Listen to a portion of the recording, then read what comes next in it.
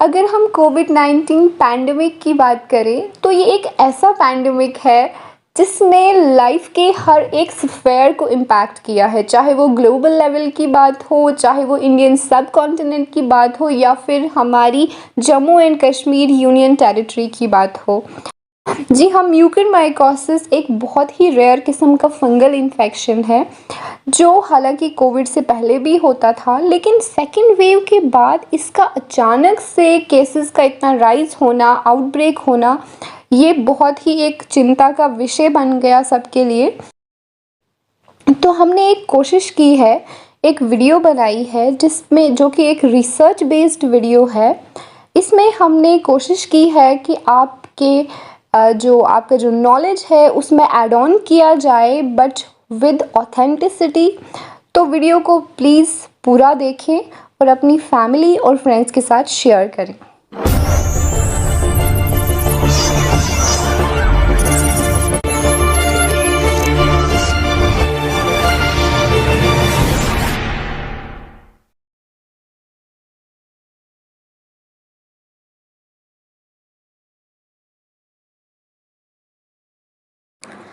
अस्सलाम वालेकुम एवरीवन, मैं राबिया मलिक हूँ, staff nurse MCH hospital Gandhinagar Jammu. मेरे साथ अरुसा मत्तू हैं, Jammu university department of botany की रिसर्च स्कॉलर। आप माइकोलॉजी में रिसर्च कर रही हैं। आज हम आपसे म्यूकरमाइकोसिस के बारे में कुछ डिस्कस करेंगे। अरुसा, आप मुझे बताएं ये म्यूकरमाइकोसिस होता क्या है? जब से ये आउटब्रेक हुआ है तो मेरे मन में बहुत सारे सवाल हैं कि ये होता क्या है।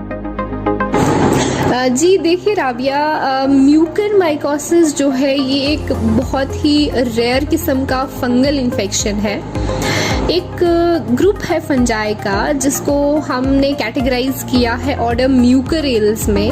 उस ग्रुप के फंजाई ये इन्फेक्शन काज करते हैं, जिसमें बहुत सारे फंजाई आते हैं लाइक म्यूकर, राइजोपस, सिंसफैलेस्ट्रम, राइजोम्यूकर, एपोफाइसोमाइसिस और इस तरह के बहुत सारे फंजाई।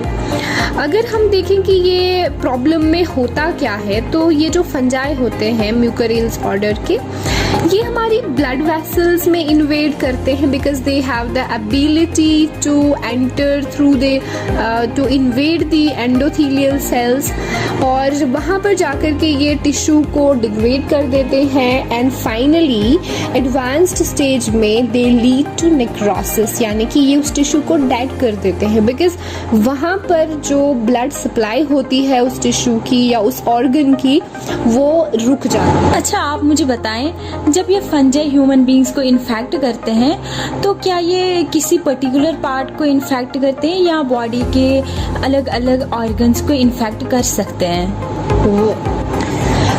दरअसल म्यूकरमाइकोसिस जो है ये अलग अलग टाइप्स का है और वो इन्हीं बॉडी ऑर्गन्स या बॉडी पार्ट्स के इन्फेक्शन को लेकर ही उसको कैटेगराइज किया गया है। मीन्स कि ये जो फंजाई होते हैं ये किसी एक ही पर्टिकुलर ऑर्गन को या एक ही पर्टिकुलर पार्ट को इन्फेक्ट नहीं करते हैं, बल्कि ये अगर हम बात करें सबसे पहले ये हमारे साइनसेस और ब्रेन को इन्फेक्ट कर सकते हैं। और जब ये इस तरह का इन्फेक्शन करते हैं जहाँ साइनसेस और ब्रेन इन्वॉल्व हो तो उसको हम कहते हैं राइनोसेरेब्रल म्यूकरमाइकोसिस। अगर इनका इन्फेक्शन लंग्स में हो जाए तो उसे कहते हैं पल्मोनरी म्यूकरमाइकोसिस। इसके अलावा ये स्टमक और इंटेस्टिन्स को भी इन्फेक्ट कर सकते हैं, तो उस टाइम हम इसको बोलते हैं गैस्ट्रोइंटेस्टिनल म्यूकरमाइकोसिस। इसके अलावा ये स्किन को भी इन्फेक्ट कर सकते हैं एज सच। अगर आपकी स्किन में कहीं पे कोई कट है या कहीं पे जल गई है स्किन या कोई स्किन ट्रॉमा है तो उस टाइम पे हम इस तरह के म्यूकरमाइकोसिस को फिर क्यूटेनियस म्यूकरमाइकोसिस कहते हैं। और जब फाइनली ये ब्लड वेसल्स में इन्वेड करके, यानी कि जब कभी बहुत एडवांस्ड स्टेज में ये चला जाए और ब्लड वेसल्स के अंदर चला जाए तो ऑब्वियसली फिर ब्लड स्ट्रीम के थ्रू ये बहुत सारे ऑर्गन्स में जा सकता है और इस तरह के म्यूकरमाइकोसिस को डिसेमिनेटेड म्यूकरमाइकोसिस कहते हैं। आप मुझे बताएं, म्यूकरमाइकोसिस किन लोगों में ज़्यादा होने के चांसेस है और कौन से रिस्क फैक्टर हैं म्यूकरमाइकोसिस के? देखिए, अगर हम जनरल बात करें बिल्कुल, और किसी भी एस्पेक्ट को, किसी भी पर्टिकुलर पॉइंट को डीपली ना देखते हुए, तो हम ये कह सकते हैं कि जो भी लोग जिनका इम्यून सिस्टम वीक होता है, जो इम्यूनो कॉम्प्रोमाइज्ड लोग होते हैं, उन्हें बहुत खतरा होता है हर तरह के इन्फेक्शन का। नॉट ओनली म्यूकरमाइकोसिस, उन्हें हर तरह के इन्फेक्शन का वो उनमें चांसेस रहते हैं। इसके अलावा डायबिटिक पेशेंट्स में होता है, जिनमें हाइपरग्लाइसीमिया की कंडीशन होती है, उनमें क्योंकि मैं पर्टिकुलरली डायबिटीज़ मिलेटस की बात कर रही हूँ, वहाँ पे भी इम्यूनिटी जो है वो कॉम्प्रोमाइज़ हो जाती है। इसके अलावा जो ऑर्गन ट्रांसप्लांट जिन लोगों में किया जाता है, तो उन लोगों में भी क्या होता है कि हम उन्हें इम्यूनोसप्रेसेंट ड्रग्स देते हैं ताकि उनकी बॉडी जो है किसी एक्सटर्नल ऑर्गन जब उन्हें लगाया जाता है तो वो उसके अगेंस्ट जो है आपका इम्यून सिस्टम उसके अगेंस्ट काम ना करे। तो क्योंकि उनका इम्यून सिस्टम भी हम एक तरह से सप्रेस करते हैं ड्रग्स से, तो वहाँ पे भी चांसेस रहते हैं इन्फेक्शंस के, और म्यूकरमाइकोसिस ऐसे लोगों में भी देखने को मिला है। इसके अलावा कैंसर के पेशेंट्स में खास करके तब जब वो थेरेपी ले रहे होते हैं, तो उस दौरान भी उनमें चांसेस बहुत ज़्यादा रहते हैं म्यूकरमाइकोसिस जैसे इन्फेक्शंस की। इसके अलावा वो लोग जो बहुत ज़्यादा प्रिकॉशंस नहीं लेते हैं अपनी हेल्थ को लेकर, और बहुत ज़्यादा मॉइस्चर या डस्ट के साथ इन्वॉल्व रहते हैं ज़्यादा time without using the mask and other precautions, तो उनमें भी चांसेस हो सकते हैं म्यूकरमाइकोसिस होने के। इसके अलावा जिनकी स्किन में कहीं कोई कट वगैरह लग गया हो, जल गई हो स्किन, और वो प्रॉपरली उसके लिए प्रिकॉशंस यूज़ नहीं कर रहे हैं, तो वहाँ पे भी चांसेस रहते हैं कि फंजाई, ये वाले फंजाई म्यूकरिल्स के वहाँ जा सकते हैं, अंदर पेनिट्रेट कर सकते हैं और म्यूकरमाइकोसिस काज कर सकते हैं। और यहाँ पर इम्यूनिटी कॉम्प्रोमाइज्ड होने की ज़रूरत भी नहीं होती है, क्योंकि ये जो क्यूटेनियस म्यूकरमाइकोसिस होता है, यहाँ पे अगर कट या बर्न वगैरह हो स्किन में तो इन्फेक्शन हो सकता है, और ज़रूरी नहीं है कि उनका इम्यून सिस्टम वीक हो। तो जैसे अभी आपने बताया कि जिन लोगों का इम्यून सिस्टम वीक होता है उनको चांसेस होते हैं म्यूकरमाइकोसिस के, तो जितने भी लोग हैं जिनका इम्यून सिस्टम वीक है, क्या उनको बराबर चांसेस हो सकते हैं म्यूकरमाइकोसिस के? जी नहीं। देखिए, एक स्टडी हुई थी 2012 में। उस स्टडी के अकॉर्डिंगली जो एड्स के पेशेंट होते हैं, क्योंकि हम सब जानते हैं कि एड्स एक इम्यून सिस्टम का डिसऑर्डर है जहाँ पे इम्यून सिस्टम सप्रेस हो जाता है, तो यहाँ पर ऐसा होना चाहिए था कि एड्स वाले पेशेंट्स को भी बहुत ज़्यादा म्यूकरमाइकोसिस के इंसिडेंसेस इनमें देखने को मिलने चाहिए थे। लेकिन इस स्टडी के अकॉर्डिंगली एड्स के पेशेंट्स बहुत ज़्यादा ससेप्टेबल नहीं होते हैं म्यूकरमाइकोसिस के लिए। तो जब हमने डीपली इस चीज़ को स्टडी करने की कोशिश की तो पता चला कि ये डिपेंड करता है कि कौन सी प्रॉब्लम इम्यून सिस्टम के कौन से सेल्स के साथ लिंक्ड है।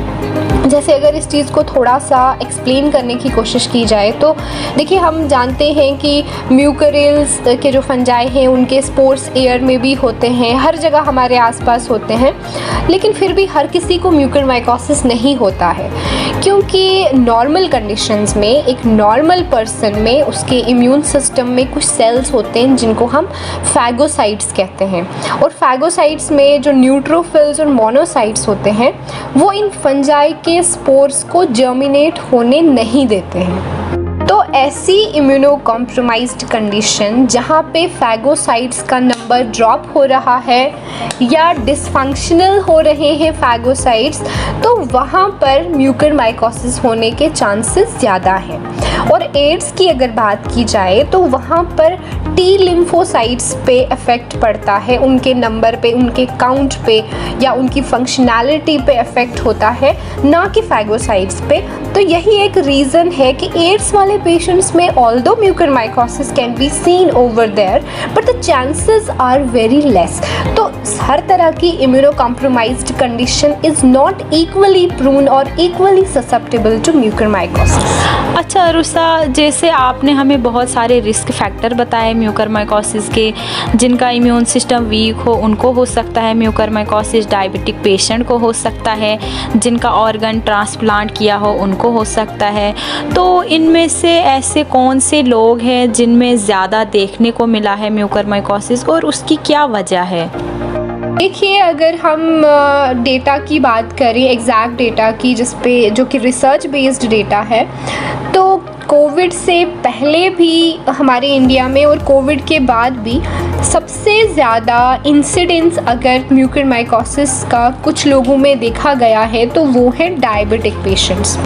लेकिन डायबिटीज़ में भी एक सीवियर कंडीशन होती है जिसको हम कहते हैं डायबिटिक कीटोएसिडोसिस। इस कंडीशन में होता ये है कि ब्लड का शुगर लेवल इन्हांस होने के साथ साथ, यानी कि हाइपरग्लाइसीमिया के साथ साथ जो पर्सन है उसके फैट्स पेशेंट के बर्न होते हैं, डिग्रेड होते हैं into some acids, blood acids, जिनको हम कीटोन्स कहते हैं। तो देखिए, इस कंडीशन में होता दरअसल ये है कि पेशेंट का ब्लड का शुगर लेवल हाई है और ब्लड का पीएच कम है, क्योंकि एसिड्स वहाँ जमा हो गए हैं ब्लड में, तो पीएच कम है यानी कि एसिडिक है। और साथ ही साथ इस कंडीशन में पेशेंट के फैगोसाइट्स जो हैं, जो कि हमने आपको पहले ही बताया कि वो इन फंजाई के स्पोर्स की जर्मिनेशन को इनहिबिट करने में हेल्प करते हैं, वो फैगोसाइट्स इम्यून सिस्टम के जो सेल्स होते हैं वो डिसफंक्शनल होते हैं डायबिटिक कीटोएसिडोसिस वाले पेशेंट्स में। तो कुल मिलाकर ये एक ऐसी कंडीशन है जो इन फंजाई को बहुत ज़्यादा इनकी ग्रोथ जो है प्रमोट करती है। वो इस तरह से कि पहली बात तो फैगोसाइट्स डिसफंक्शनल है तो स्पोर जर्मिनेशन इनहिबिट नहीं हो सकती, तो सबसे पहला तो वही फैक्टर वहाँ पे सेटिस्फाई हो जाता है। दूसरी बात, ये फंजाई जो है वो एसिडिक पीएच पे बहुत अच्छे से ग्रो करते हैं, फ्लरिश करते हैं, तो वो चीज़ भी उन्हें यहाँ मिल जाती है जब वो ब्लड वेसल्स में इन्वेड करते हैं। तीसरी चीज़, उनको खाने के लिए बहुत ज़्यादा खाना चाहिए, शुगर चाहिए, कार्बन सोर्स चाहिए, तो शुगर का लेवल भी इधर हाई है। तो ये सारी चीज़ें बहुत ज़्यादा प्रमोट करती हैं इन फंजाई को। तो दिस इज़ द रीज़न कि डायबिटिक कीटोएसिडोसिस वाले पेशेंट्स में सबसे ज़्यादा म्यूकरमाइकोसिस देखने को मिलता है। आपकी बातों से हमें पता चला कि म्यूकरमाइकोसिस पहले भी था, तो क्या वजह है कि कोविड के बाद ही हमें बहुत सारे केसेस देखने को मिले? ये तो आज के एरा का सबसे इंटरेस्टिंग और सबसे क्यूरोसिटी वाला क्वेश्चन आपने पूछा है कि कोविड-19 का क्या कनेक्शन हो सकता है। देखिए, हम ये कह सकते हैं अभी कि कोविड-19 का कोई ना कोई कनेक्शन तो म्यूकरमाइकोसिस के आउटब्रेक के साथ है, वेदर डायरेक्ट और इनडायरेक्ट। लेकिन एग्जैक्टली क्या है वो तो पूरी रिसर्च के बाद ही पता चलेगा। लेकिन अभी तक जो प्रोबेबल काजेज़ बताए जा रहे हैं कोविड-19 से जो लिंक्ड हैं और जिनकी वजह से म्यूकरमाइकोसिस हुआ है, वो सबसे पहली बात ये कि कोविड-19 वाले पेशेंट्स में इम्यूनिटी रिड्यूस हो जाती है, तो सबसे पहला फैक्टर ये आ जाता है। दूसरी बात, उनमें स्टीरॉइड्स दिए जाते हैं, स्टीरॉइड्स का बहुत ज़्यादा यूज़ हो रहा था क्योंकि लोग घर पर भी स्टीरॉइड्स का यूज़ कर रहे थे, तो शायद इनिशियली एक जुडिशियस यूज़ नहीं हुआ स्टीरॉइड्स का, जिसकी वजह से, क्योंकि स्टीरॉइड्स जो हैं वो भी इम्यून सिस्टम को थोड़ा सा सप्रेस करते हैं, तो ये भी एक रीज़न है। तीसरी बात, कुछ लोगों ने अभी पॉइंट आउट किया है कि ये जो नया म्यूटेंट है, वेरिएंट है कोविड-19 का, यानी कि कोरोना वायरस SARS-CoV-2 का, जिसको हम B1617 कहते हैं, तो शायद इसमें ही कोई ऐसी वेरिएशन आई है कि ये इम्यून सिस्टम को बहुत ज़्यादा वीक कर रहा है, क्योंकि बहुत सारे लोगों का ध्यान इस तरफ भी जा रहा है। खास करके रिसर्चर्स की बात कर रही हूँ कि पहली कोविड-19 की जो वेव थी उसके बाद तो म्यूकरमाइकोसिस का कोई आउटब्रेक हमें इस तरह से देखने को नहीं मिला, तो दूसरे ही वेव के बाद ऐसा क्यों हुआ? तो दूसरा वेव, क्योंकि हम सब जानते हैं कि एक पर्टिकुलर वेरिएंट है कोरोना वायरस का, जिसकी वजह से ये आउटब्रेक हुआ है और बहुत ज़्यादा इसमें मॉर्बिडिटी, मॉर्टेलिटी भी रही है। तो इस वेरिएंट का जेनेटिक जो मेकअप है उसमें ही कोई ऐसी वेरिएशन कह रहे हैं कि वैसा कुछ है, जिसकी वजह से जो म्यूकरमाइकोसिस का आउटब्रेक यहाँ पे हुआ है। खैर, इसमें बहुत ज़्यादा इन डेप्थ रिसर्च और स्टडी की ज़रूरत है। एक और चीज़ जो कोविड-19 से लिंक्ड है और उसे बताया जा रहा है कि वो म्यूकरमाइकोसिस के लिए कहीं ना कहीं रिस्पॉन्सिबल है, वो ये है कि जो ऑक्सीजन इन पेशेंट्स को दिया जाता है, कोविड-19 वाले पेशेंट्स को, जो कि हम इंडस्ट्री में बनाते हैं, उस इंडस्ट्रियल ऑक्सीजन की स्टरलिटी, उसकी आप कह सकते हैं वो कितनी साफ़ है, क्या वो मेडिकल ऑक्सीजन के तौर पे यूज़ करने के लायक थी या नहीं, इस चीज़ पे क्वेश्चन मार्क है। और ये जो पर्टिकुलर चीज़ है, इसके लिए जो ICMR है, Indian council of medical research new Delhi, एक बहुत ही रिनाउंड रिसर्च इंस्टीट्यूट है हमारी कंट्री का, वहाँ के साइंटिस्ट को ये रिक्वेस्ट की गई है कि वो म्यूकरमाइकोसिस के आउटब्रेक के जो भी प्रोबेबल काजेज़ हैं उनको हमारे सामने लेके आए अपनी रिसर्च से। अच्छा, बात कोविड की हो रही थी, तो जो कोविड पेशेंट्स को सप्लीमेंट्स दिए जाते हैं, तो क्या उनका कोई कनेक्शन हो सकता है म्यूकरमाइकोसिस के साथ? Yes, there may be some sort of connection, क्योंकि कोविड पेशेंट्स को ज़्यादातर आयरन और जिंक के सप्लीमेंट्स दिए जाते थे, और दोनों ही ये जो मिनरल्स हैं they can be used by the fungi of the order Mucorales for their virulence. Zinc को वो ग्राउथ फैक्टर की तरह यूज़ करते हैं और आयरन को वो अपने विरुलेंस रिलेटेड एक्टिविटीज़, यानी कि जो उनकी डिज़ीज़ काज करने की एबिलिटी है ना, उसमें वो उसको इस्तेमाल करते हैं। अब आयरन की अगर पर्टिकुलरली बात की जाए तो इसमें काफ़ी स्टडी हो रखी है, हालांकि जिंक पे इतना ज़्यादा अभी तक हमारे सामने कोई रिसर्च इतना नहीं आया है कि इसका क्या कनेक्शन है। लेकिन आयरन को अगर थोड़ा सा हम हाईलाइट करने की कोशिश करें तो पहले जो हमने डायबिटिक कीटोएसिडोसिस के पेशेंट्स की बात की, तो वहाँ पर असल में एक और कॉम्प्लिकेशन होती है कि उनकी बॉडी में आयरन फ्री फॉर्म में बहुत ज़्यादा प्रेजेंट होता है। इस चीज़ को अगर थोड़ा सा हम एलाबोरेट करने की बात करें तो मैं आपको बता दूं कि जो मैमल्स होते हैं उनमें आयरन जो है वो बाउंडेड फॉर्म में होता है, कुछ प्रोटीन्स के साथ, जैसे ट्रांसफेरिन हो गया, फेरिटिन हो गया, लेकिन फ्री नहीं होता है ब्लड में। लेकिन डायबिटिक एसिडोसिस वाले पेशेंट्स में आयरन जो है इन प्रोटीन्स के साथ बाइंड नहीं कर पाता है, वो बाइंडिंग एबिलिटी जो है कम हो जाती है, तो ब्लड में फ्री आयरन बहुत ज़्यादा रहता है, उनके सीरम में फ्री आयरन बहुत ज़्यादा रहता है। तो वो भी एक फैक्टर माना गया है कि उन पेशेंट्स में म्यूकरमाइकोसिस ज़्यादा होने का चांस इसलिए भी होता है। तो अगर कोई पर्सन बाहर से एक्सोजीनसली आयरन के सप्लीमेंट्स बहुत ज़्यादा ले रहा है और अगर वो अंदर किसी बाउंडेड फॉर्म में ब्लड में नहीं रह पा रहे हैं, बिकॉज ऑब्वियसली अगर वो बहुत ज़्यादा होंगे तो उतने ज़्यादा प्रोटीन्स तो ब्लड में नहीं होंगे उनके साथ बाइंड करने के लिए, तो ये चीज़ भी म्यूकरेल्स के मेंबर यूज़ कर सकते हैं उनके फर्दर ग्राउथ के लिए, उनके विरुलेंस के लिए। तो जिंक का भी यही है कि वो ग्राउथ फैक्टर होता है, लेकिन हम ये कह सकते हैं कि इनका बहुत ज़्यादा डायरेक्ट कोई रिलेशन नहीं है, कोई डायरेक्ट कोई कनेक्शन नहीं है आयरन और जिंक का म्यूकरमाइकोसिस के साथ, क्योंकि ये फिर बाद की बात है कि वो एक ट्रिगरिंग फैक्टर्स आप इनको कह सकते हैं, लेकिन ये बेसिक कॉजल फैक्टर्स नहीं हो सकते। तो इन शॉर्ट मैं यही कहूँगी कि इस चीज़ पे बहुत ज़्यादा रिसर्च की ज़रूरत है, उसके बाद ही हम कुछ कह सकते हैं, बिकॉज़ ये एक ऐसा टॉपिक है हमारे पास अभी जिस पे बहुत कम रिसर्च हुई है, ख़ास करके इसका कोविड के साथ जो कनेक्शन है, कोविड से एसोसिएटेड जो अभी ये म्यूकरमाइकोसिस आया है, इसको हम कैम भी कहते हैं, यानी कि कोविड-19 एसोसिएटेड म्यूकरमाइकोसिस। तो we are not having much more data on this, तो होपफुली हमें बहुत जल्द ये सारी चीज़ें पता चल जाएंगी, because everyone is curious to know about it. तो टिल देन आप अपना ख्याल रखिए, stay safe and stay healthy. Thank you so much Arusha, आपने मेरे बहुत सारे कॉन्सेप्ट्स क्लियर किए हैं म्यूकरमाइकोसिस को लेकर। तो किसी भी बीमारी से लड़ने के लिए हमें उसकी जानकारी होना बहुत ज़्यादा ज़रूरी है। हाँ जी राबिया, बिल्कुल सही कहा आपने, and thanks to you too, thank you so much.